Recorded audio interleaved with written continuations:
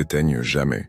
Transmettons ensemble cet héritage aux générations futures. Soutenir notre mission, c'est honorer nos héros, préserver notre mémoire et inspirer l'avenir. Découvrez aussi d'autres figures importantes de notre histoire sur cette page. Abonnez-vous alors. Le théâtre 1 et les chiens se taisaient, 1958. Pièce poétique sur la révolte et le sacrifice. 2. La tragédie du roi Christophe, 1963. Inspiré de l'histoire d'Haïti. 3. Une saison au Congo, 1966. Drame politique autour de Patrice Lumumba. 4. Une tempête, 1969.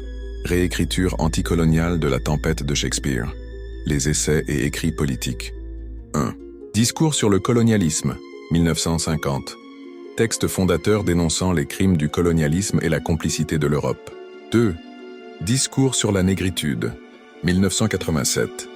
Les débuts en politique, 1945. Aimé Césaire est élu maire de Fort-de-France et député de la Martinique à l'Assemblée nationale française, sous l'étiquette du Parti communiste français, PCF. Il entre en politique avec une vision claire. Améliorer les conditions de vie des Martiniquais et défendre leur dignité face au colonialisme.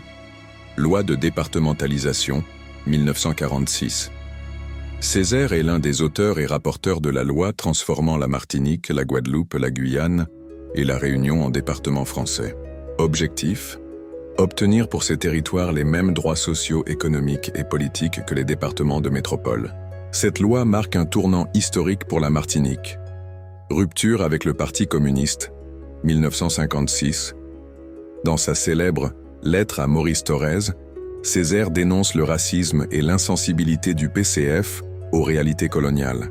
Il quitte le parti pour fonder le Parti progressiste martiniquais, PPM, prônant l'autonomie dans la dignité. Député et maire de longue durée, maire de Fort-de-France, 1945-2001, 56 ans de mandat municipal. Député de la Martinique, 1945-1993. Pendant toute cette période, il défend la justice sociale, la culture et l'identité martiniquaise à l'Assemblée nationale. Engagement anticolonial. Césaire participe activement aux débats internationaux sur la décolonisation, notamment en Afrique et dans la Caraïbe.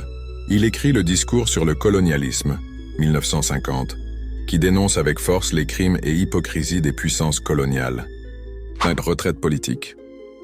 En 2001, il quitte la mairie mais reste une figure morale et culturelle respectée. Jusqu'à sa mort en 2008, il continue de défendre la mémoire de l'esclavage, l'égalité et la dignité des peuples noirs.